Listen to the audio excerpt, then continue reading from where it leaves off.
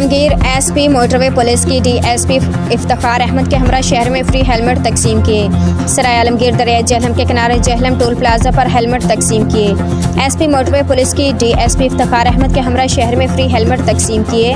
शहरों को सख्ती से ट्रैफिक पुलिस के अहकामात पर अमल दरामद करने की हिदायत की। कम उम्र ड्राइवर्स के खिलाफ मुकदमा के अहकामात हैं, सख्ती से अमल दरामद कर रहे हैं।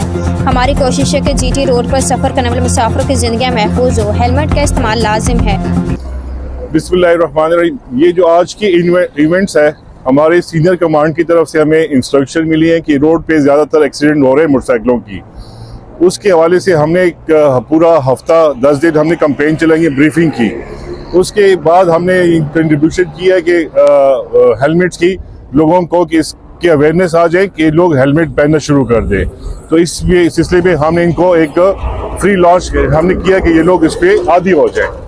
ये हमारी सबसे प्रायोरिटी कि इनकी ज़िंदगी के बच्चे, इनकी जो रोड पे जो एक्सीडेंट हो रहे हैं हेलमेट मोटरसाइकिलों की, कि इनकी ज़िंदगी के बच्चे, हमारी सबसे प्रायोरिटी ये है कि इनकी लाइफ बस इंश्योर हो। जी, थैंक यू जी।